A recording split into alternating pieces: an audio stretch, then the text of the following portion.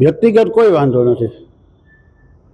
વ્યક્તિગત લેવલે મારે એમની જોડે કોઈ પૂર્વગ્રહ નથી, પણ જ્યાં સુધી સંસ્થાકીય અને ક્રિકેટની વાત છે તો અમે વર્ષોથી એમને વિનંતી કરીએ છીએ કે ભાઈ તમારા 489 એપ્રોક્સ મેમ્બર છે, તો અમે 20 ક્રિકેટ એસોસિએશન સૌરાષ્ટ્ર કચ્છમાંથી આપની જોડે સંકળાયેલા છીએ, તો અમને પણ સભ્યપદ અને વોટિંગ રાઇટ મળવું જોઈએ, જે લોઢા કમિટી અને નામદાર સુપ્રીમ કોર્ટના આદેશ મુજબ છે.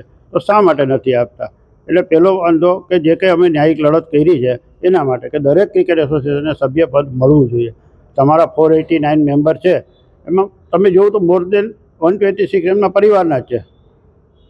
તો પરિવારવાદ જ ચલાવે છે. જે ક્રિકેટ સાથે સંકળાયેલા છે, ક્રિકેટ રમાડે છે, ખેલાડીઓનો ઉત્કર્ષ કરે છે, ખેલાડીઓ પાછળ આખું વર્ષ મહેનત લે છે, એમને જ સભ્યપદ નહીં, વોટિંગ રાઇટ નહીં, કેટલા અંશે વ્યાજબી? વાંધો એને વ્યક્તિગત મારી યારે ન હોય કે મારે એની યારે ન હોય.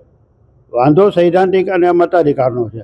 રહી વાત બીજા ક્રિકેટ એસોસિએશનની, તો કોઈને કોઈ ક્રિકેટ એસોસિએશન કદાચ કોઈને કોઈ રીતે એમની ઓબલાઈમાં હોય અને એમની સાથે અવાજ ન ઉઠાવતો હોય, પણ મતાધિકાર કેને નથી જોતો? જો ગાંધીજી એક જ અવાજ ઉઠાવ્યો, ક્યાં સુધી અવાજ પીવો? એ ચૂપ રહ્યા હતા જે આપણે આઝાદ થયા હોત તો શું ગાંધીજીને એકને જ બ્રિટિશરો આવે વાંધો હતો? મેઇન તો 3 પરિવાર મારા ધ્યાને છે. એક નિરંજન સાહેબ શાહનો પરિવાર, શાહ પરિવાર, એક કામદાર પરિવાર અને એક દોશી પરિવાર. મારા ધ્યાનમાં આવ્યા ત્યાં મુજબ આઉટ ઓફ 489 126 મેમ્બર એમના પરિવારના છે. અમારી માંગ એટલી છે કે અમને સભ્યપદ આપો, મતાધિકાર આપો, પ્લસ બીસીસીઆઈ અને લોકલ બેચીસ ઇન્ટરનેશનલની જે આપણે જે ગ્રાન્ટ છે એ તમે દરેક ક્રિકેટ એસોસિએશન ક્રિકેટના ઉત્કર્ષ માટે આપો.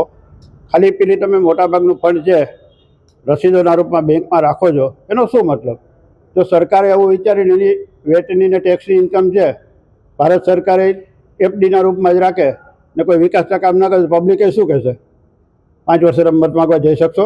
અમને નામદાર કોર્ટ ઉપર ભરોસો છે અને લોઢા કમિટીના નિયમ મુજબ જ અમે ન્યાયની માગણી કરી છે. અમને 100% આશા છે કે ન્યાયિક અદાલતમાં અમારી માગણી સંતોષકારક સ્વીકારવામાં આવશે.